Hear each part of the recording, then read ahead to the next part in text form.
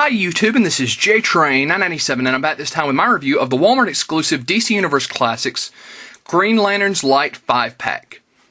Now, I actually found this thing in stores months ago, but when I found it, the only ones I really wanted were Tomari and Guy Gardner, and to be honest, that still hasn't completely changed. But, so I was like, around 60 bucks after tax. I mean, this is just not worth it for me. So I passed on it, sure that later on other Walmarts in my area would start showing up, because I was actually on a trip when I saw the first 5-pack. And time goes by, the other Walmarts didn't start picking it up, so I actually was going back by that Walmart. I was like, I'll swing in and see if they've still got it. Go back, they don't even have a spot for the 5-packs on the shelf anymore. So I'm bummed out, I'm walking around, picking up a few other figures. And I go by a clearance aisle and I see the edge of the packaging sticking out, so I grab it. It's on clearance for 30 bucks. Seeing as DCUs run you about 15 bucks a piece, and I only wanted 2 out of the set, I perfectly broke even as far as I'm concerned. So that being said, this set comes with Tomari, who's up here in the packaging. Every figure comes with a lantern. Sinestro as a Green Lantern, and they've definitely changed the body sculpt. Hal Jordan is a Green Lantern.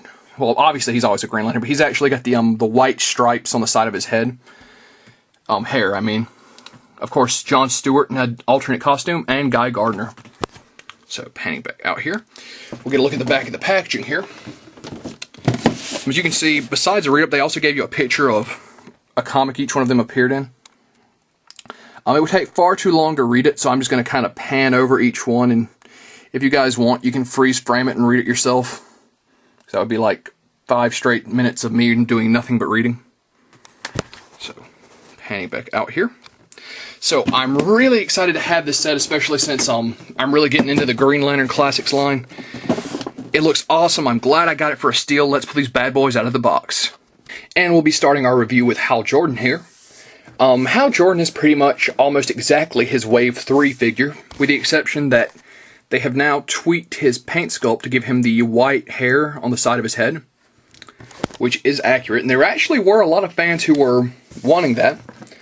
So it's the same generic Hal Jordan we've gotten before, but that's actually, even though it's a very minor tweak, is worth the, is one the fans were demanding, and I'm glad to see that we got it. Of course, like every figure in this line, his only accessory is his lantern, which nothing particularly special. Every figure has pretty much the same articulation. Abdomen crunch, 360 at the head, as well as some up and down. Arms go out, do a full 360. Spin at the bicep, bend at the elbow, spin at the wrist. Legs go forward, back, out. Spin at the quadricep, bend at the knee, and have an ankle joint. So, there's no point in going over articulation more than once, with the exception of Guy, who's a little limited, but we'll get to that when we come to him. So, Hal Jordan, definitely a nice addition to this set. They weren't going to give us a Green Lantern set without a Hal Jordan, and I'm glad to see that we at least got a repaint that we'd been wanting. That being said, let's move on. And here we have Sinestro. If you watch my reviews, you know that my infamous Wave 3 Sinestro and his Sinestro Corps outfit had the ab piece completely swapped around on the back. And I was really disappointed that after so many amazing sculpts the Four Horsemen had done in the past, we got to that guy and there just wasn't anything special about him. He was completely inaccurate. He was way too small. I just didn't like him. Here, all they've done is taken the same generic Hal Jordan body and slapped a Sinestro head on it. And I've got to say, once again, this feels really like they just didn't care about giving us the character. Now, at the time of making this video, there is a Toys R Us exclusive 2-pack where they finally gotten the sculpt right. It's him in his like G1 outfit, the black and blue. Personally, this one is better than the other Sinestro because at least he's taller. I don't like the fact he's got the generic Green Lantern body, but some artists have depicted him like that. So in the end, he's an okay figure to put in your display. Personally, though, I really wish they would have gotten that sculpt right the first time. Overall, though, I'm not disappointed to see this guy in here. And once again, lantern, standard articulation. And that being said, let's move on. And here we have John Stewart. I was really happy to see that we didn't get him in another just another Hal Jordan paint job with a head stuck on.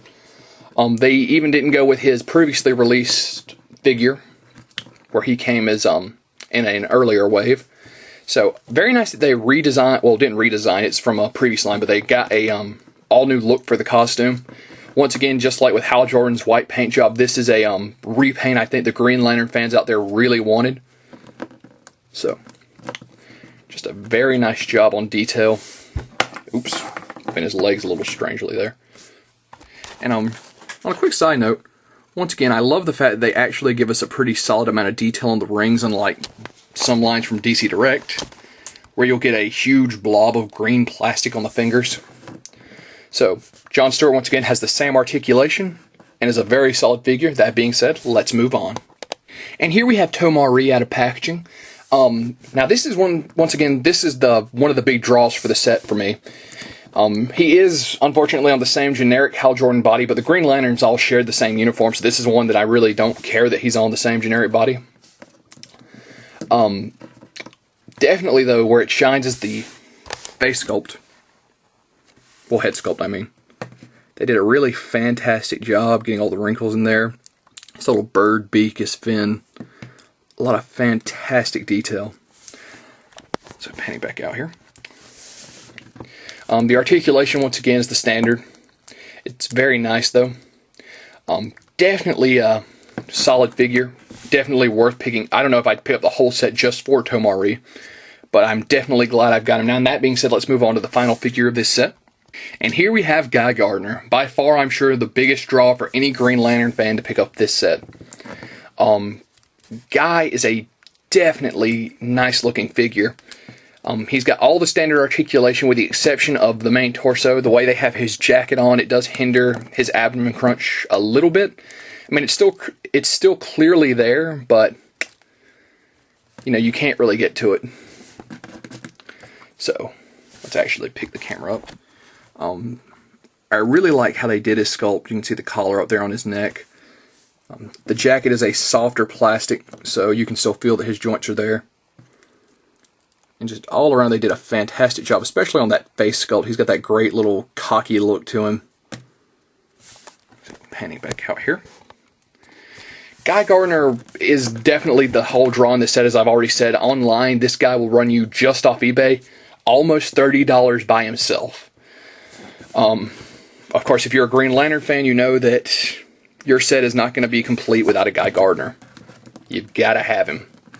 The DC Direct version of this guy goes for upwards of $80 at the point I make this. They're coming out with another one later this year. But still. So that being said, let's bring in every figure from this box set. I had to pan out here a little bit. Hal Jordan. Where did I put Sinestro? Here he is.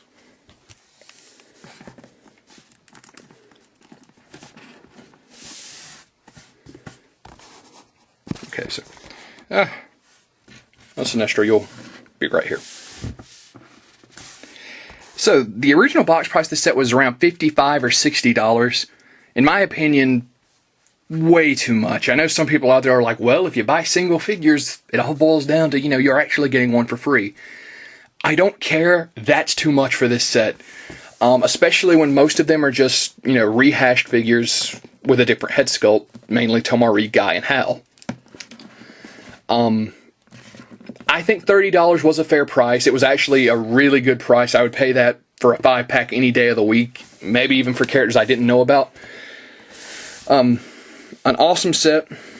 I still think that, I mean, I got lucky off eBay. This is still running around $60. And the thing about it is, all these figures you can buy off of eBay for about $10 a piece until you get to Guy, and then it's $30. So, really, if you don't have to have the Guy, it would be easier to pick and choose offline.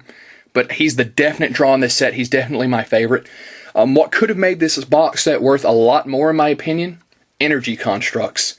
They were already issuing them with single figures when this box set came out. John Stewart had come with a few.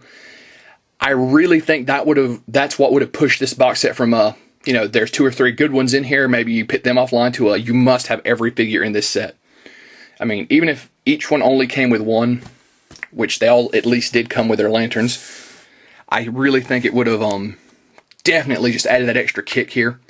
But still, an awesome set. $30 was worth it. $60 I think too much. And this is JTrain997 saying I'll see you soon, YouTube.